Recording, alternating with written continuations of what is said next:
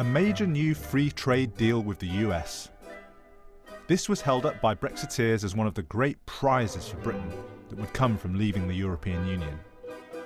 But now, as the US publishes its negotiating objectives, we're alongside the reality. Is it everything we were promised?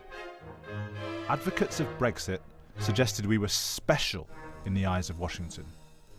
Liam Fox, the Trade Secretary, wrote, "The relationship between our countries has been special for many years, but Brexit has given us a once-in-a-generation opportunity to raise it to a new level." And Donald Trump seemed to agree. So with the UK, we're continuing our trade, and we are going to actually be increasing it very substantially as time goes by. We expect that the UK will be very, very substantially increased. Many Britons love a bit of Americana, and that shared history is certainly important. But how special is this document? Well, it's essentially the same framework that Washington recently presented to both the EU and Japan. Nothing special there. What's more, this is unabashedly America first.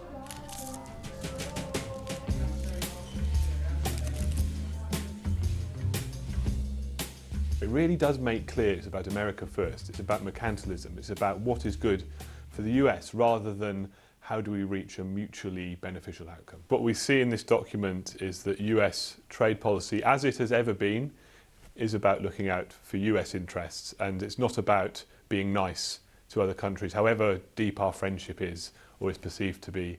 Of course, the document demands full UK access for American farmers. But there's raw protectionism too. It says any deal should incentivise production within the US. On services, it wants UK firms to open up, but to retain flexibility for American companies. Not exactly the liberal free marketeer's dream. The Institute of Economic Affairs, along with a host of other transatlantic free market think tanks, last year created their own draft for a US-UK trade deal. It's safe to say that this document is some distance away from that vision. One of the more disappointing lines in there is that they will be preserving domestic protection programs like America First, which was one of the key things that we had looked in our paper that said that should be addressed. And let's not forget, opening up our market and eliminating tariffs and non-tariff barriers is also a good thing for British people and British consumers. Of course, the tenor of the document is not terribly surprising, given President Trump is an avowed protectionist, convinced the rest of the world is continually ripping America off.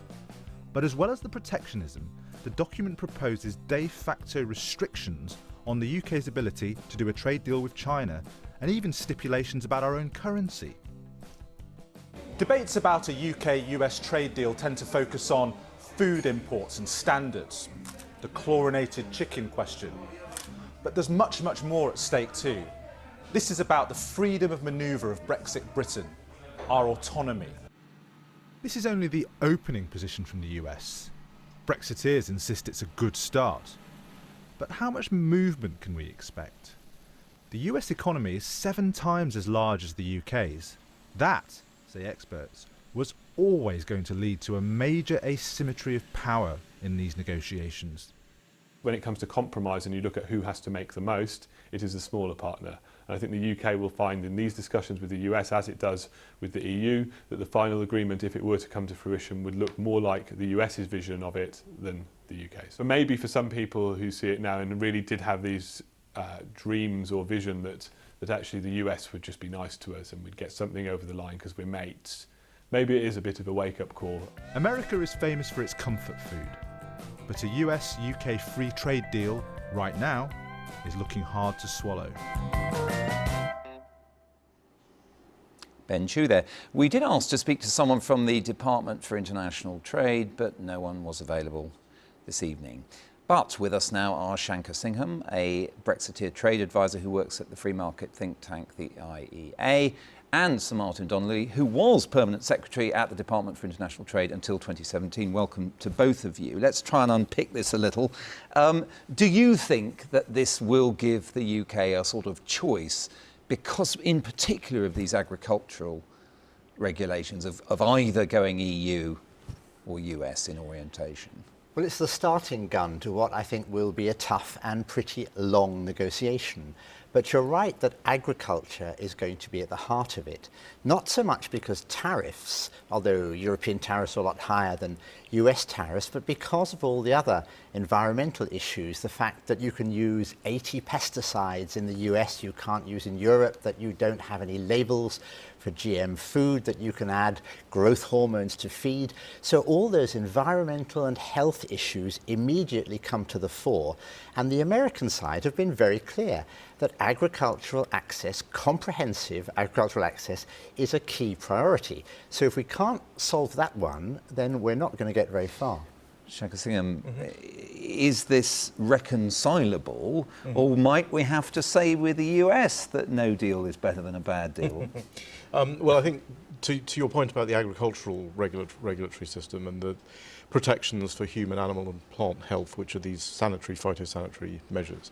What the US negotiating mandate says, it doesn't say we have to adopt their system. What it says is that we should not impose unwarranted, as you said, barriers. And it says we must comply with the rules of the WTO in the SPS area. So Europe is currently in violation of those rules in two particular areas, GMO and beef hormones. And what the Americans want to see, and it's not surprising, I think nothing in this negotiating mandate is particularly surprising. It's what we expected them, and it reflects their own trade policy objectives with many countries around the world, not just the UK. But what they want is they want a system where we are compliant with the WTO SPS rules, that we have regulations in agriculture that are based on sound science, and that aren't disguised methods of protection. So the famous or infamous chlorinated chickens come in? Do you think under the scheme of... Can I just explode this mythology for 1 moment? America doesn't actually chlorinate chicken. A very, very small amount of chlorinated washes. What they actually use is peracetic acid for the most part, which has been approved by the European Food Safety Agency 5 years ago. So leaving that aside, we can always choose what we want to do. This is the opening bid of the US, and as an opening bid, it is not particularly different from the opening bid they would have with the EU, with Japan, with any other agreement. Well, and we have to make, as Martin said, we are going to have to make choices, but I don't think those are choices between the US system and the European system. It's a choice between identical regulation with the EU or a system of mutual recognition and equivalence with the rest of the world. Do you buy that, and do you think this is an added layer of difficulty with regard to Northern Ireland in terms of Irish Republic fears about this type of beef, or keeping a separate regime effectively in Northern Ireland? First, because it does go beyond the strictly agricultural into, for example, do consumers have the right to have labels that tell them about sugar and fat and so on, which happens in Europe but doesn't happen, certainly not in the same way, in the US. And so there are a lot of very fundamental issues that are important to people. The Ireland thing, I think you're right, is going to be critical because it's such an agricultural, agri-food border at the moment, and it just is not plausible to see how you could run two different agricultural systems and still keep that open border we're committed to. And currently run as a single space, phytosanitary. Well, not exactly. So in Ireland, it's... Does it not just exacerbate the issue over separate regulations in Ireland? Right, so actually in Ireland what you have is a common bioveterinary area, so you don't actually have a common SPS area right now on the island of Ireland. You might need something like that. That's certainly something that people would be talking about, and absolutely right, it would make life a lot easier. But I suspect that the Americans and the other big trading partners, if the island of Ireland had a common area, would not be a problem to the trade negotiations. Let's move on from Ireland. We've made quite clear, and as you have, that this is their opening pitch. Yeah. In terms of the UK's opening pitch, what would be at the top of your respective lists, if I can ask? But what does the UK most want out of a trade deal with the US? Well, I think our offensive interests are the US still, contrary to what many in the US will say, does protect its financial services industry quite considerably. There are a lot of barriers in financial services. We have a very big financial services industry. We'd like to see things like an overseas persons exemption, which we have. We'd like to see them do things like this. And it's going to be hard to get that. It's going to be hard to get that. US Treasury typically has resisted these sorts of calls. So we will have to be flexible in order to get those kinds of offensive interests. I also think in terms of defence, being able to really exploit a common defence approach and get a better set of regulations for the UK. And top of your list? Well, two things. One would be government procurement. A lot of that is at state and local level and is currently pretty much closed to British companies, whereas the US will expect access to our market. But I'd also say we have to remember we still export 2.5 times as much to the European Union as to the US. So we have to manage this negotiation in a way that benefits our overall trade and competitiveness. I'm afraid there we'll have to leave it, but a fascinating negotiation that is clearly just starting there.